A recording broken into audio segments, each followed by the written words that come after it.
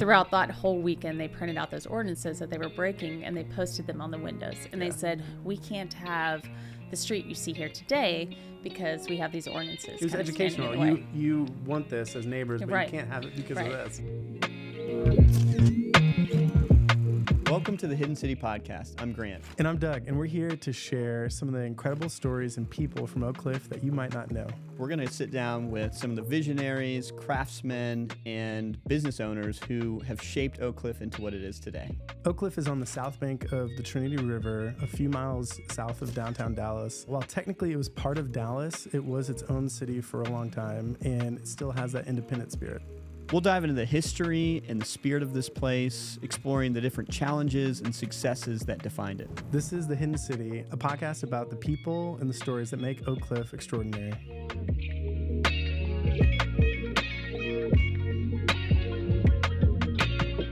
All right, well, welcome to this episode of the Hidden City Podcast. Today we're excited to have with us Krista Nightengale. She is the executive director of Better Block. Thanks for coming on the show. Yeah, thanks for having me. Great to see you again. I know we were neighbors for a period of time downtown. I'm eventually at the Wilson, right? Is that Wilson? Yeah, good old Wilson. Good old Wilson. Yeah, I don't know what the scene downtown is like these days, but it's good. Yeah. It's good. Yeah, we're still there. We don't have AC today in our unit, so that's a little bit of a thing. But it's an old building. It's a beautiful old building. Beautiful you move in there for the character. Yeah. That's awesome. Yeah. Well, thanks for coming on the show. Yeah, it's great to have you on the show. Yeah, thanks. Better Block. How did you get started with Better Block? I mean, we want to know that story. Yeah. Okay. So my background is actually in journalism. Oh, nice. So I moved to Dallas. Must have been maybe 18 years ago or so. Nice. And my first job was with People Newspapers, which is part of the D Magazine kind of group. Awesome. And then I got into D Magazine. I was a managing editor for a while.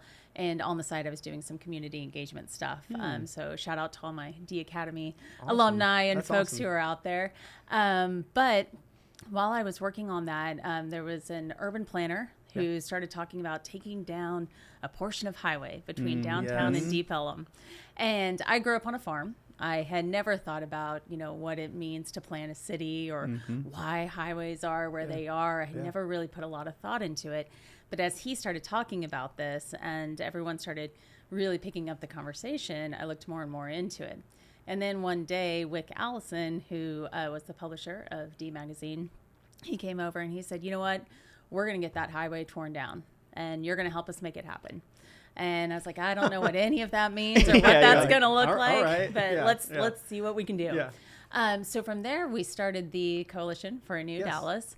And that was a super PAC that was working with potential candidates who were behind the idea of removing the highway. Nice. And so kind of got involved in some of the community engagement that way. This is all like new stuff for you too, right? I mean, brand new. Yeah. Jumped right in. You were like, let's do it. My one thing was I just don't want to go to jail for something I didn't mean to do. If I meant to do it, that's fair. That's a good rule. Okay. That's a good rule. Right? Still follow that today. Still, a good one. Be knowledgeable enough. Yeah. So it was. In which highway, for those who don't know, because I think I remember this. Jamie Wilson maybe helped with some of the websites or something like that, but it's 345. That's it. Okay. So Deep Ellum in downtown, kind of okay? A 1.4 mile connector in that area that basically took out, parts of Deep Ellum, some South Dallas neighborhoods, and really just destroyed those neighborhoods. So like many cities in the 60s, Dallas was all about putting a neighborhood through the core.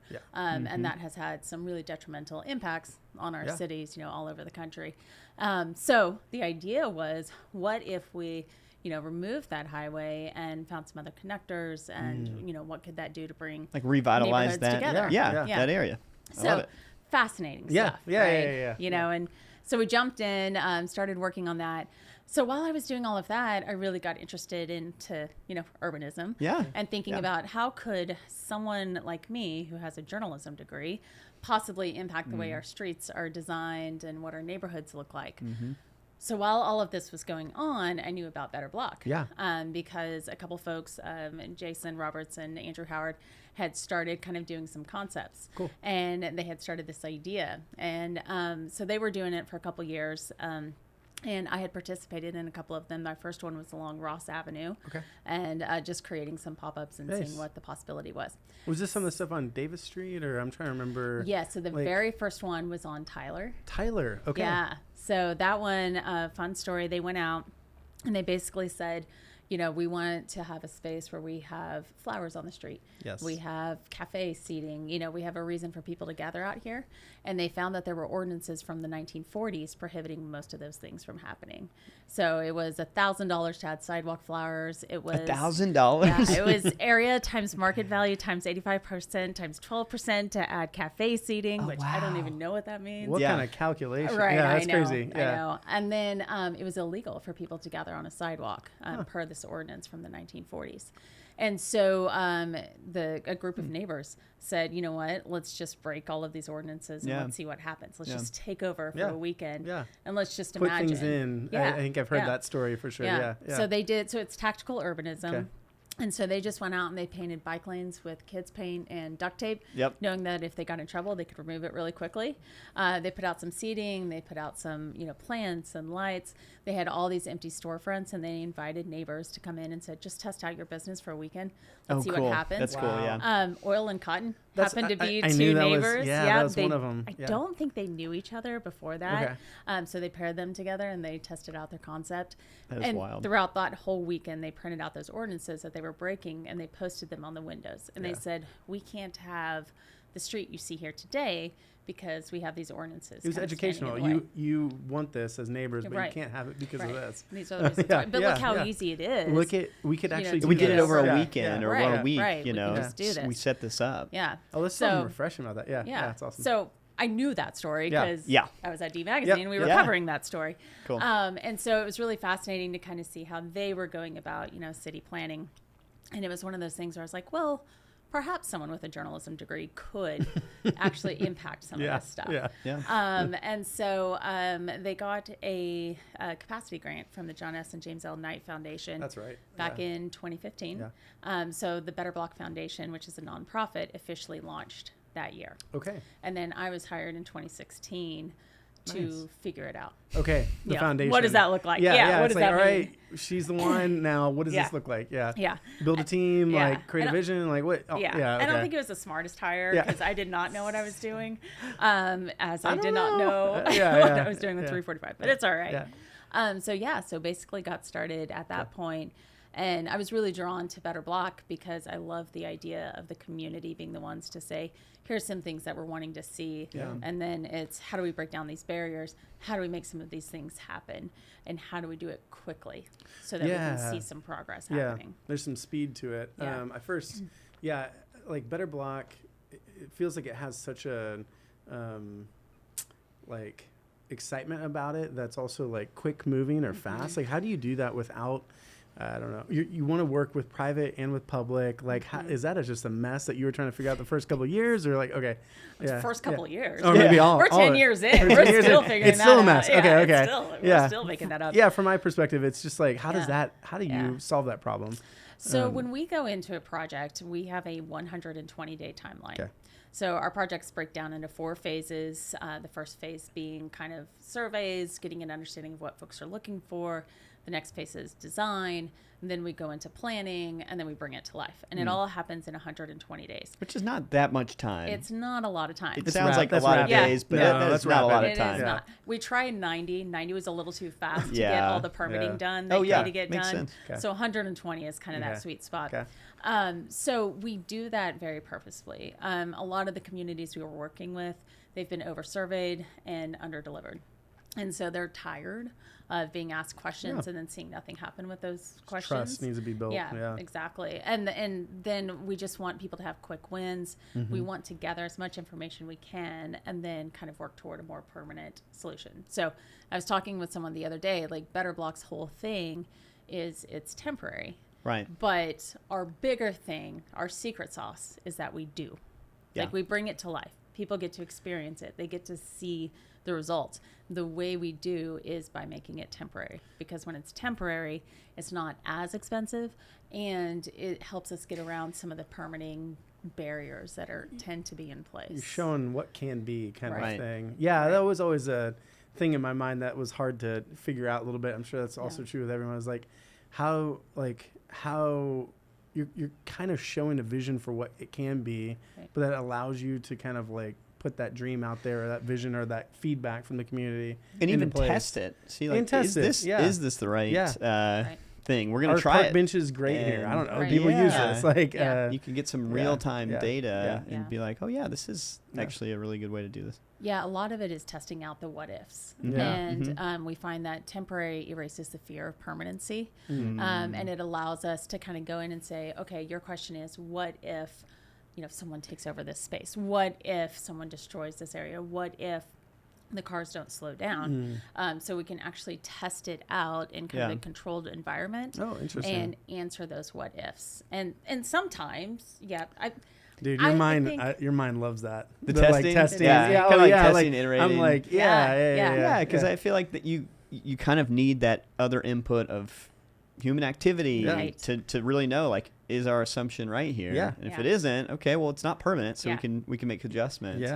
Yeah. It's, and we, for the most part, 10 years of doing this work, 115 projects, like, we kind of know how things are going to go, or how people are going to respond to stuff. We've learned so much. It's a lot of experience. Yeah. But kids always get me. Really? They always do a little something that I'm not expecting. That's funny. Like what? Yeah. Like what's so we've got this one design, tires. Tires are everywhere. And so we like to think about how can we make tires an asset rather than, a deficit in a community. And so we're like, okay, we'll just put a couple tires together. We'll do a little digitally fabricated little piece on top, make it some art. It'll be a great bench. Yeah. This nice little bench here in this area. The second we put out, we've done them a couple times. One, our first time was in Mesa, Arizona. And then the second time was in outside of Perth, Australia, in a place called Mosman Park. And it was so funny, because no matter what part of the world you're in, the kids did the exact same thing, which is trampolines. These are great. I'm just going to jump from one to the other. Yeah. And this is such a great playground. Thank you so much for putting a playground in place. And that is just not what I anticipated them doing. How funny. But that's what they do with it. And so it's a great way to test. And then it's still an asset. It's just, okay, well, now it's not the one that we thought we were giving. It's this other thing. Yeah. Oh, and I love that. You have to be, when you're on our team, you have to be open to being wrong. You have to be open to that feedback and to kind of pivoting and then testing something else out. Oh, that's so cool. This episode of The Hidden City is brought to you by Texas Talks. Texas Talks are free neighborhood talks at Wax Space, where Oak Cliff leaders present ideas for the neighborhood. Join us October 24th with Yessi Fortuna and December 5th with Chris Corpus. Talks start at 9 a.m. at Wax Space with coffee and donuts provided. Explore the full library of past talks at thewaxspace.com/Texas Talks. I think something you hit on that maybe, this is like out of Oak Cliff, right? And it's this Better Block is based in Oak Cliff. I think you guys are in East Oak Cliff right now, or we're somewhere about a mile behind the zoo. Okay, great. And it's just like, but there is an internationalness to this organization where you casually say, hey, I'm in Perth doing this or that. And I remember one of the first times I was like reading about you guys, it was in a Kinfolk magazine, and it was like Better Block in Oak Cliff. I was like, what? Also, who reads Kinfolk? But like, it was like a little, but it was like literally Better Block, Oak Cliff, our neighborhood, and it's getting all this attention in traveling. So you get to see a lot of the world, or your team gets to as well. What are some of like the more wild places you've been to, I guess, or more challenging places too? Ooh, okay. We have had the absolute privilege of going a lot of places. So Australia was a great time. Got to explore a lot of Australia. It reminds me a lot of America in the way the infrastructure is laid out and the way that they respond to cars as well. Car-centric, or like very car-centric, yeah. And I will say this is the most controversial thing I'll probably say. Here we go. I know. We're like 10 minutes in. Yeah. Let's go, Krista. People always, the one thing when you say like, oh, well, why don't we do something like over here we saw in, Australia, or something we saw over here in Copenhagen, and people are like, oh, this is Dallas. We are not those places. We're super unique. And it's like, we are, but a lot of the issues that we see and a lot of the things that we're working on, no matter what part of the world we're in, are because the communities are very car-centric.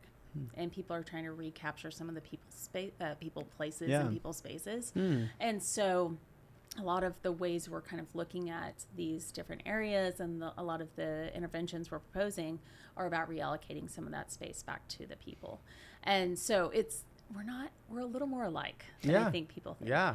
And our communities and our neighborhoods and our people, like, we have a lot more in common than folks maybe realize. And so that is just kind of universally one thing we've seen. The other thing, people always want seating and they always want shade.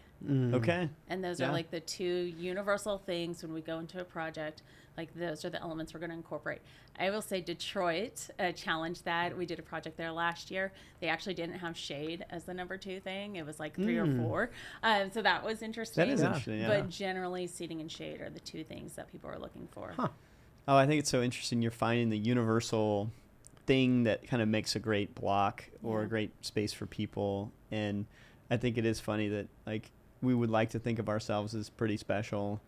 And we are. And we are. And we you know are. what? Oak Cliff is special. Yeah, I'll give Oak Cliff that. Yeah. But cars have dominated, Yeah. a lot of places. And it's not just cars. There's like actual basic needs you need in a common space. And it's interesting. So shade, seating, is there like another, maybe the third one, small thing that you add to a block and it like starts to immediately transform it? Color. Okay. So it's, we play a lot with color. And so our designs are very bright, very kind of like attractive in your face Yeah, some yeah. ways. But we have found, this type of work can reduce crime. And one thing we like to play with is color, making it really cheerful, playing with shapes and different designs and things like that. With the theory being that, if you're going to do something bad, you're not going to do it in like a pink polka dotted, cheery, basketball court, yeah, right? yeah, that's right. Like, come on. And that has proven itself, in project after project. It's something we play with. I am a big proponent of sports outdoors. So I do love basketball courts and always like to kind of test it out and see, what that can do. And we were doing one project in a really high crime neighborhood, and we proposed doing a half court. And we said, someone told us there are statistics around basketball courts. And we said, all right, but let's test it. Let's test that what if. Let's test that statistic and kind of see what happens. And as we were putting this project together, we actually had someone come out and he said, we're taking bets on how long it'll be until someone gets shot in this park. Whoa. And we said, how okay, dark. all right, let's talk about it. Yeah, Let's kind of talk through this. And we did the half court. We put in kind of a playground space and we had some flex space. And I would purposely meet with the elected officials and with parks folks while that park was activated, while people were at the basketball court. Yeah. And I remember this was a couple of years ago, that one of the elected officials was like, but what if in this basketball court, like what if this happens or what if that happens? I was like, well, turn around and watch. Like it's happening, like you can see what's happening on this court here today. And one of the neighbors came over to us and she said, I live across the street in the apartment building and we've got curfews there. There's no space to gather. Yeah. I've never met my neighbors until this park came about. And now I've actually met my neighbors. I'm actually here watching her kids. I'm out here at the basketball court every evening. Like, this is a really great space. Yeah. And the city's listened. The Parks Department has been amazing. And they've broken ground on the permanent park. It's going to have a basketball court. It's going to have a soccer field. Like, it's going to have all these different elements. But we were able to kind of test out some of those fears and some of those what ifs. And seems like that's a huge part of what you're doing is addressing sort of the psychological roadblocks as much as the physical ones. There's probably a certain mindset that you encounter time and time again where it's, hey, this is possible, and there's some scariness to this because we are doing something new. We're going to try something out. How do you navigate that with people? Because it's I'm sure it's government, it's local government, it's private business business owners. It seems like it's a lot of different stakeholders people, in this kind of like thing. Yeah, we're deep in that right now. Okay. And the fear, and I understand where that's coming from. Like, we see it a lot. We did a project last year in Colorado that was really fascinating, where there was a great, this great downtown area. There was a train, and they were promised all this foot traffic coming over from the train. And that didn't happen. And there was a bar that is doing really, really well, been there since the 70s. And there's a barber shop doing really, really well there since the 70s. But no one else is doing really well. And the businesses are either struggling or the buildings are sitting vacant. And we were hired by the city to do a project. Oh, wow. And the city hired us because there was a lot of distrust among this community in the city. This community, this area became part of the city in the 90s because they were running out of water. And ever since then, there's been a lot of, well, my tax dollars are going to support other things in other parts of the city. And so a lot of distrust and just a lot of just nothing can happen there because no one trusted the city. Wow. So we were literally brought in to try to do something. Just like anything. Yeah. Right? Something positive. Yeah, just anything. Like mediating this relationship almost. That is the one thing about this work I did not anticipate. Yeah. We usually end up becoming therapists within the communities, and like we're understanding, we get into the politics so quickly, and we're like in the middle of Well, you're all like a of third it. party of sorts, We like are. that just is like, hey, I'm gonna navigate this conversation and this conversation. And they're a guide. Yeah. They've seen so many examples. They kind of know what can work and what can't work, but you have to trust the guide. It's still a lot. Yeah. So with this group in Colorado, what we ended up doing is proposing a WUNR, which is, traffic calming device, and we're using these turns to kind of slow down the traffic. And what we try to do is figure out, okay, what are the goals of the community? What are people looking for? And then kind of analyze the best approach. At the end of the day, if we literally only did what people asked for, we would just create parking lots. That is all we would do, because people just want more parking. Yeah. But what they really want, like when you really get down to it, like this community, they wanted businesses in this area. They wanted the businesses to be successful. So they wanted people there. They had wild turkeys. They wanted the wild turkeys to not get hit by cars. So they wanted the cars to be slowed down. So it was like, okay, how do you bring kind of all of this to life, and what does that look like? So with the WUNR, the idea was we're slowing down the cars so they're not going to hit your turkeys. So we're protecting the turkeys. Wild turkeys. Yeah, we're saving the wild turkeys. History was a really important thing. And so they used to have a dance hall inside. And so we said, let's bring the dance hall out. Let's put it in front of the train stop, and let's make this a really fun space where you can have bands and you can have music and you can have all this dancing in the street kind of thing. And then, we brought it to life. And this one was super temporary. This one was only 2 days. Some of our projects last for 3 months, for 6 months, for a year. Sometimes people forget who did or didn't give permission, and it fades into permanency. But this one was literally 2 days, and it was, let's see the possibility. And it was really great because the barbershop over here, the day we started reallocating his parking, I went up there and I said, okay, Clint, this is it. I will be out here in the morning. I'll tell your folks where to park. Like I'll show them around. We'll paint around, whatever we need. And he was very against all of this. He was like, I don't know. You're going to kill my business. And so the next morning I meet him out there. I'm kind of helping his folks kind of get around. After an hour, he comes out. He's like, Krista, we're good. He's like, there's parking like right around the corner. They figured it out. And we were like, okay. They figured it out. Yeah, great. Wow. And he goes, but I'm still not okay with what's going on tomorrow. I'm still not okay with the street festival. I don't know. I don't think it's going to, all this stuff. Yeah. And so at the end of the street festival, at the end of all the projects, I went in and I was like, all right, Clint, how'd we do? And all day I had noticed like people were just kind of stopping into his space, and it was people he knew. It was some new people, and they were just kind of complimenting him, and like he was just running into all these people. And so at the end of the day, I was like, okay, what do you think? And he goes, I'm 86 years old. I'm a little set in my ways. And he said that? He did. He did. And I have him recorded. I was like, can we record self-awareness. I was like, I don't know where we're going to go with this. But let's see. But he's like, I'm 86. I'm a little set in my ways. But sometimes it just takes seeing something to understand it's not that bad. And it can be fun. Yeah. Oh, wow. And so I said, okay, Clint, can we do it again? And he's like, I'm open to it happening again. So in about a month, the community group that formed as part of this project, they are going out and they are doing a street festival, and they are producing it all. Wow. The bar, who is also kind of against everything, they've called us to make sure they're going to be staffed up because they weren't completely staffed up last time. So they're preparing.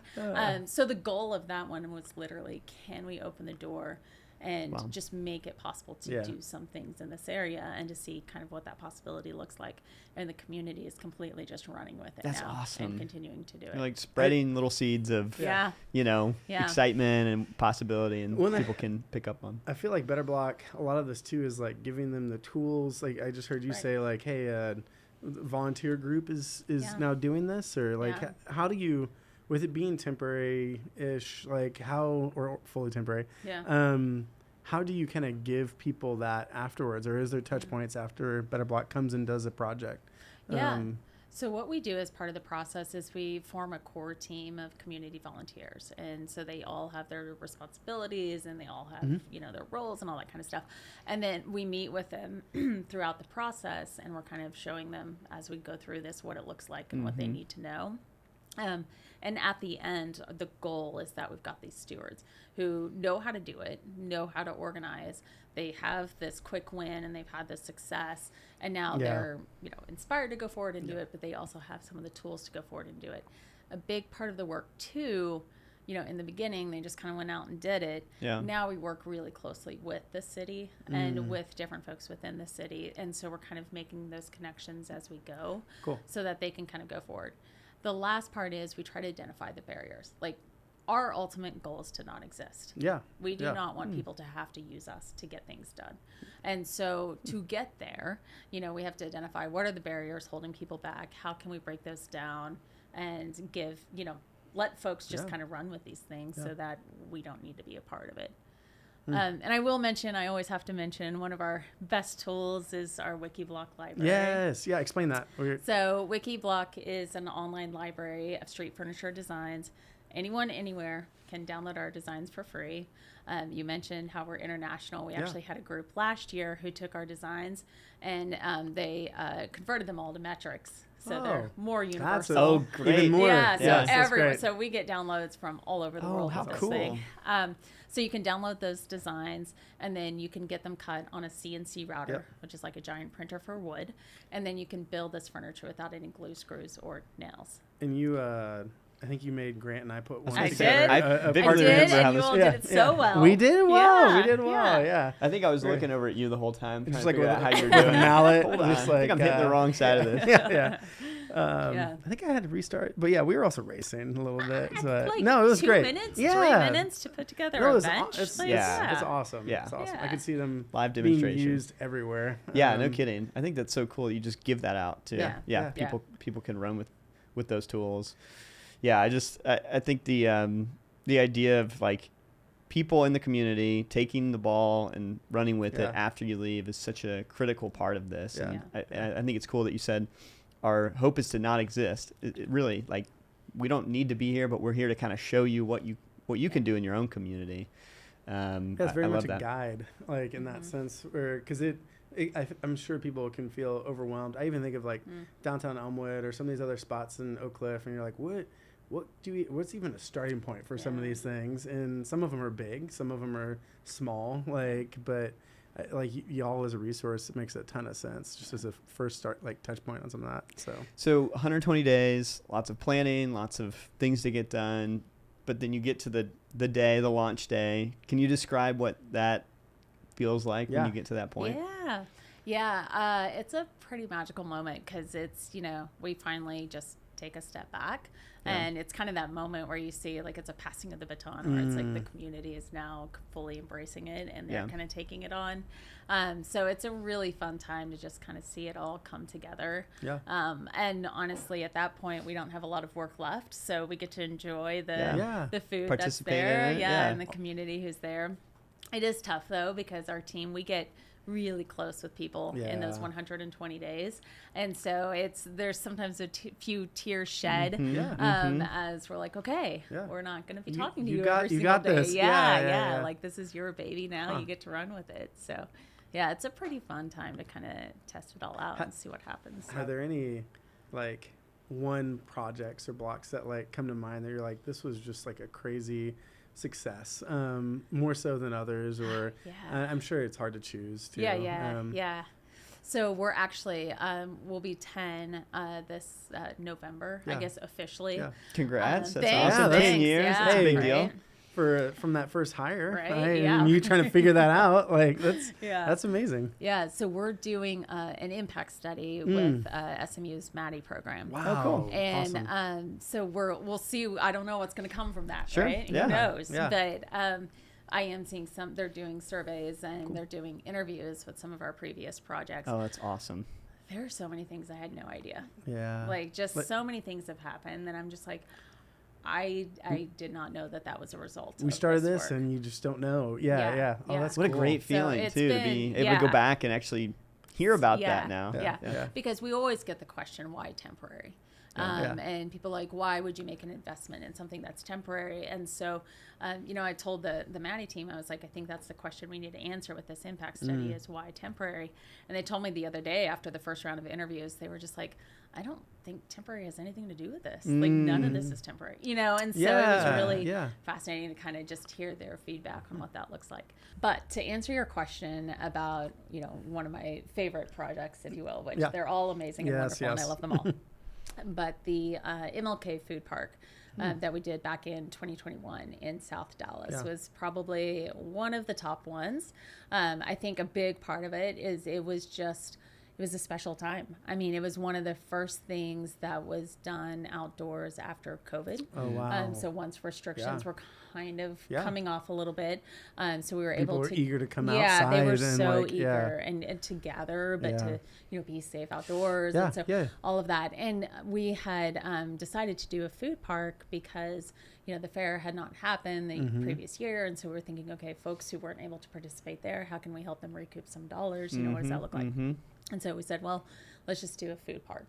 And the community, the survey, they said we wanted to see healthy sit-down restaurant options. And so that was kind of part of the concept behind it. It was up for 30 days. We were told no one would come to that part of town for a food park. And we said, all right, well, we're going to try it anyway. And we activated it with food during each weekend. We had amazing vendors come out, vendor coordinator who managed all of that. We had art, we had music.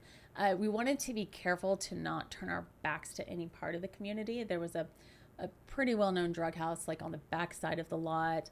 There was a space where people were hanging out under the one tree, kind of in the area. And we didn't want it to feel closed off to anyone. And it was really fascinating when the park was open because we saw everyone in that space. And they were all just kind of bumping into one. And they didn't, no one knew who was coming from that house or coming from, City Hall, and it was just, everyone was just there just mixing around food and celebrating it. And so during the 4 weekends that we had that up, we had more than 5,500 people come through. Wow. And so it proved, one, people will come to this part of town for food, absolutely. But a big thing we saw was that there were some really big barriers that were holding people back from doing mobile food vending. And so we worked to get some of those things changed. And I think one thing that was really fascinating, the community said they wanted healthy options, but we literally, as part of our ordinance, said you had to go from frozen to fried with poultry and fish. And it's and that was for a health reason, but it also was leading to bad health. So it was this whole kind of thing and this conversation around what does this mean and can we kind of change some of these things. So it was really special. Since then, so I think that was back in 2021. Since then, the Cloud Kitchen opened up as a result of that. Actually didn't realize that. Just learned that from the surveys that we were doing. How fun. That Cornerstone, they did the Cloud Kitchen, which is an incubator of different concepts. And they've been, doing amazing stuff. 2 of our pop-ups have now become permanent spots, brick and mortar across the street. That's so one was Ruthie's, which they opened up just down the street. And then one, Frios, they opened up across the street as Sweet and Chill. Oh, cool. And so it's really cool to kind of see, That's how an some of those amazing things. project. So the lot itself is as it was before, just this empty lot. But there's all these other things. And then the South Dallas Food Park, Dee, she's been continuing that on and doing an amazing job with that. So, all of that kind of spurred from this project. So, it was temporary. It was 30 days. That's amazing. And yet permanent in some sense, where food vendors are now moving into a brick and mortar spot too. I mean, that's always that's no small asking thing. the opposite too. What is your worst project? That's the juicy stuff, Doug. I like it. Okay, not the worst project, but the one that was the most challenging. Great, that's a good. The most challenging. Yeah, the most challenging project was we did a project outside of Dublin, Ireland. Okay. Oh wow. And we were told, the big concern was antisocial behavior by teenagers. I thought we deal with guns here in America, so antisocial behavior by teenagers, how bad can that be? I do not have kids, Okay. and my team at the time, no one had kids. Yeah. We were very unprepared. Really? So Okay. unprepared. Okay. So we get Challenged. Challenged. Yes. It was yes, very yes, challenging. Yes. Okay. So they said, you can't do wood. And our main thing we work in is plywood. They said they will burn that immediately. You cannot do wood, which normally we want to test some of those things. Yeah. But in this case, we were like, okay, we're going to trust We'll your listen. gut on We'll this listen one. to you guys seem on very this. adamant Yeah, about yeah, this. it was, Yeah. I don't even think we had the option. They were like, no wood. The second we got there, the second we got there, like we set our tools down. We're kind of assessing the site. Uh-oh. This group of kids come up. They're not, I was thinking like teenagers. They're like 10, 11, maybe 12. So they come up and they're kind of talking to us, and it's whatever. Yeah. We turn around, they're walking away with half our tools. And I'm like, hey guys, those are ours, so you can't do that. And they're like, oh, and they said things. And then they ran away. With the tools? With the tools, which they then went to a house and they tried to break into a house using our tools. Oh, no. And so, that was like minute 5. And we were like, okay, we need to kind of maybe reassess some things here. And Minute 5. And it was really hard. Yeah. Like, it was a really challenging project. 2 things that we learned from it. One, the space that we were working in was not designed for anyone to hang out. So the parents didn't want to be there because why? There's nothing there for them. But when they were in the space, like, it really calmed things down. So it was, okay, the space needs to be more friendly for all ages and kind of allow for more uses here in this space. The second thing from this project is, where you find your advocates. Yeah. So the main drug dealer, was good with this idea and with this concept, and was, into it. Okay. And so his son kind of oversaw these kids. And so because he was into it, his son was into it. So then when we really had issues, we could say, hey, we need a little help here. And then they would kind of help things out. So that's how we were able to get it done. This episode of the Hidden City Podcast is brought to you by Oak Cliff Pilates, a community that moves with you and for you. From the original Oak Cliff studio in Bishop Arts to their uptown location to the brand new space in Lower Greenville, Oak Cliff Pilates meets you where you are. With small group reformer classes and experienced instructors, every session is designed to both challenge and support you. Find your class at oakcliffpilates.com and use the code HIDDEN to save $10 off your class package. So you found some guns, drug dealers. Yeah, you found some advocates. Krista. This is truly, it's like guerrilla warfare almost. Yeah, but it's, there's, community work. It's messy always. Oh yeah. And it's hard. But there's so many amazing people just trying to do something amazing in their neighborhood. I think a lot of this work is about reminding people how beautiful their neighborhood is and how beautiful the people are there. And using the space. Like, I think that sometimes it's like, how do you get people out using stuff? Yeah. But yeah, it's a good story too, because I feel like it's like 5 minutes. It's not in. easy. Like some of the work probably you're like, okay, that was difficult, but we got it done. Then there's a lot of it, I'm sure, that's like, there's a pretty ugly side to it that you just have to, if you want to get something done, sometimes it is hard, and you got to partner with people you wouldn't necessarily think to partner with. But, it does kind of bring up a question in my mind of how does a community and how does Better Block navigate what the community is saying they need or want versus what you can, as an expert, come in and see what they could benefit from. And how do you balance those two things? Because on one level, I'm sure you obviously want the community to drive the conversation, the design, everything. And on the other hand, you've got so many examples of things that have been... Maybe not. Like, if the community just wants parking lots, you're like, is that actually what you want? Well, like, or is that what's going to benefit this area? Yeah, Like, you've got so many examples of success in other areas that you can look to and say, like, no, we actually really think this matches this profile almost. We think this could work. Yeah. How does that work? How do you navigate? Yeah. It's tricky because we are guided by what the community wants. We're guided by the community. But we're not going to add parking lots. There's at our core, our goal is to make a community more walkable or rollable, whatever form you need. So that's kind of what we go back to. What's the value? Yeah. we're deep in the middle of this right now. Really? Okay. And, it'll be interesting in 2 months to kind of see what happens. I love it.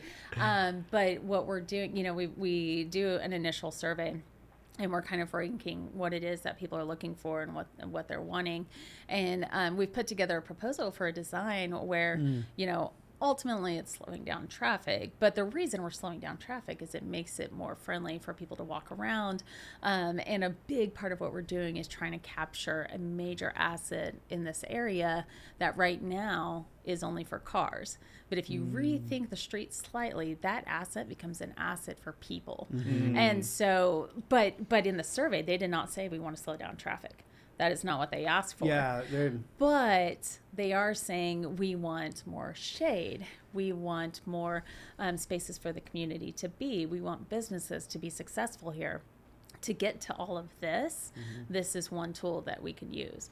Same thing with bike lanes. Yeah. I'm not a huge cyclist, but I will propose bike lanes for a lot of things because they're a tool to get us to an area where we can slow down the traffic.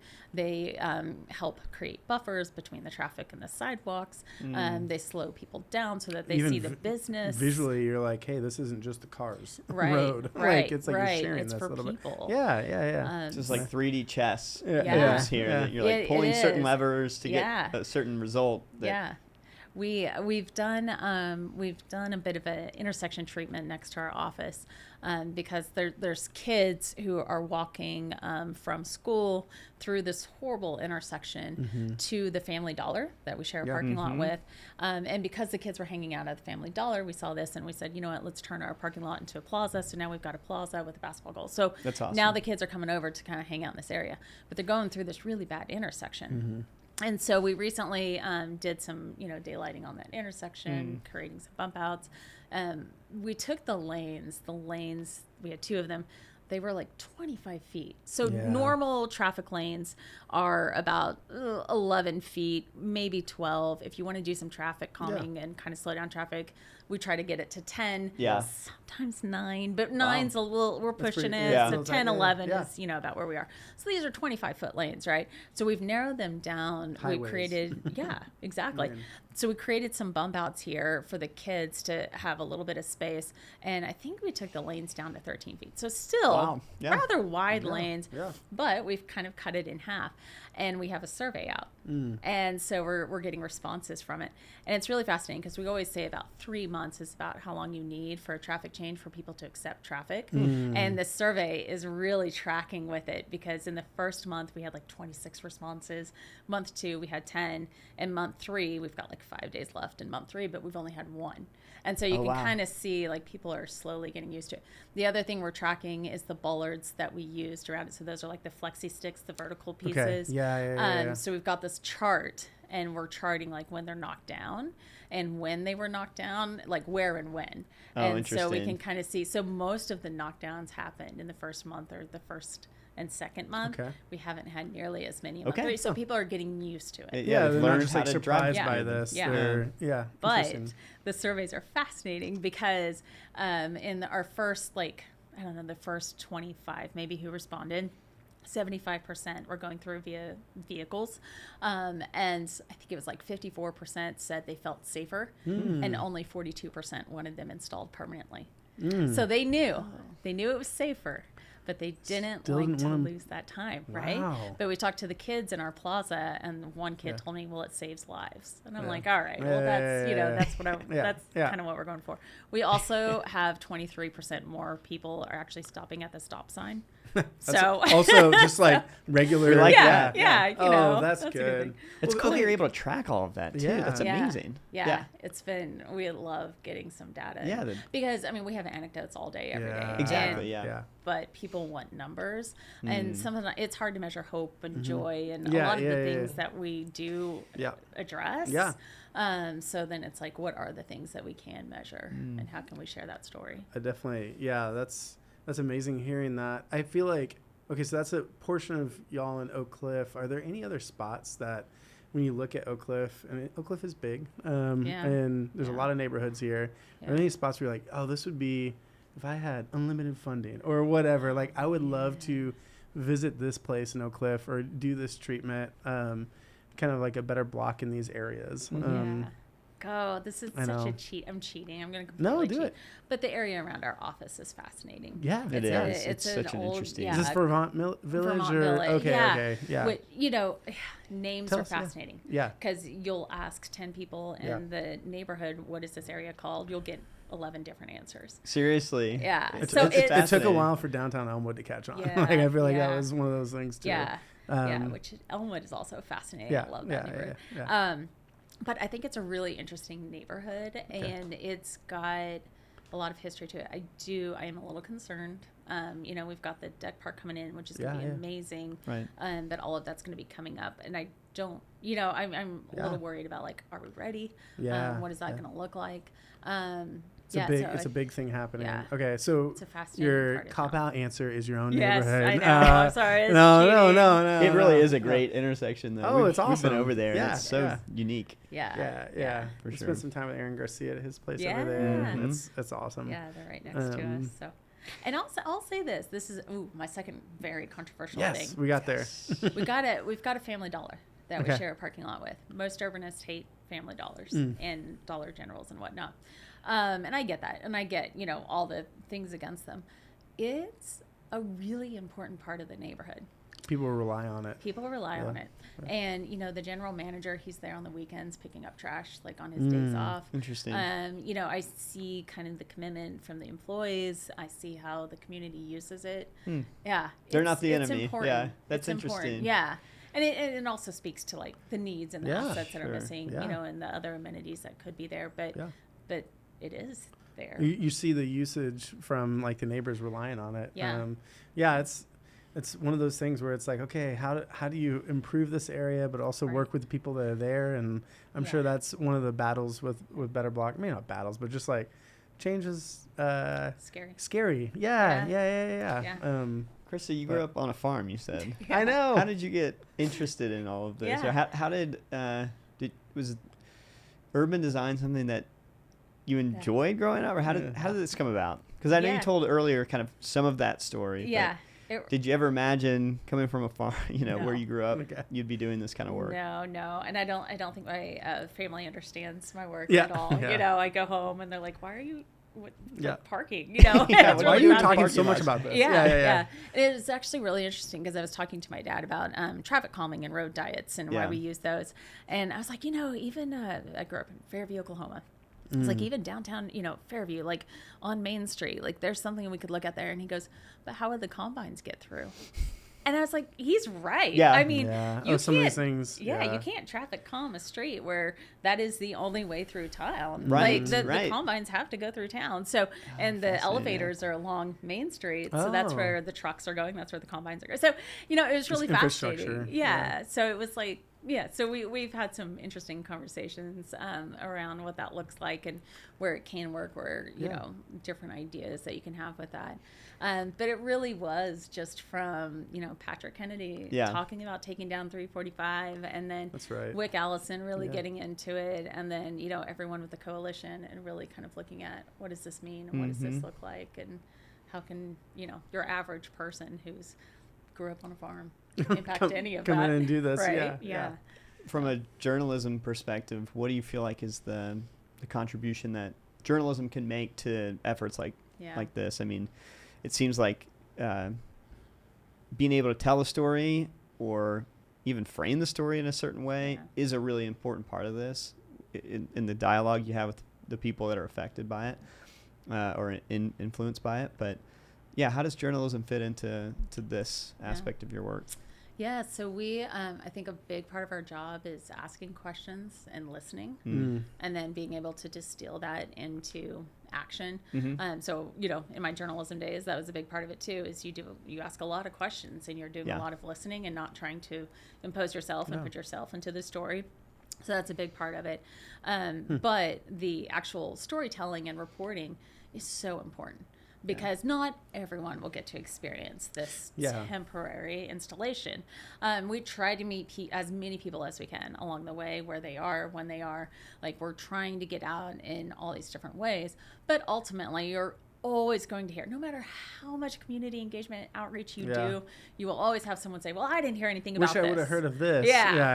Which, you know, you just, there's... It's part of the game. It'll always happen. Yeah. So you have to capture it. And we do put a lot of effort into the photos, the drone videos, you know, the storytelling. Like, we put a lot of effort into that because we know that is the piece that is going to help make it permanent. And so it's another tool that folks can use to really turn around and kind of sell the vision and sell the idea. That's awesome. Well, Krista, what, as we think about like Oak Cliff and people who are listening to this episode, if they're looking on like ways to be like, hey, I love what she's saying. I'm thinking about my own neighborhood, either if it is Elmwood or somewhere else. Like, I say Elmwood because that's where we live. But other places, how could they get involved, or how could they get started on anything? If it's with you, or if it's improving even just their like neighborhood in general. using a tool, or how to improve the neighborhood in some way. It's kind of an open-ended question, but what's like a starting point? I always tell people to just do it, Yeah. which is so cheesy, but Nike. Let's yeah, go. I know. But it's the thing that we see from a lot of folks is they've got some good ideas, they've got, you know, the technical things that they need, they've got the community support, and there's just something stopping them. And it's just that actual, like, taking that step forward and doing it, which is really scary, and totally get that. So a couple things we try to share out, all of our tips and all of our things online. So follow social media, using Wikiblock. It's a really simple thing. Like, one thing we've started doing with neighborhood groups is we'll just do some of those benches, have them over to paint them, and then we'll just go put them at bus stops. And it's a really simple, easy, fun way to instantly kind of activate a space or change a space. The other thing that we've launched this year is Better Block University. So we've got 15 folks from around the U.S. who are kind of being trained on our process. We gave them each a small grant, so they've each got $2,500, and they're going out and they're doing their own mini Better Blocks. Cool. So there might be one in your neighborhood. That's awesome. We've got How cool. 5 in North Texas, Okay. and then 10. We've got one in Alaska and Seattle and Pittsburgh. We've got a couple. So they're kind of all over the place. So, put it out there, try to find some folks. And we're trying to do fundraising so that we can do another year. So when that comes along, I'll be sure to let folks know. Awesome. That, That's awesome. they can get involved with that. Oh, that's great. Yeah. Well, thanks so much for coming on the show. This has been so fun. Yeah, Where awesome. can people follow Better Block, learn more about Better Block? Yeah, betterblock.org is the website.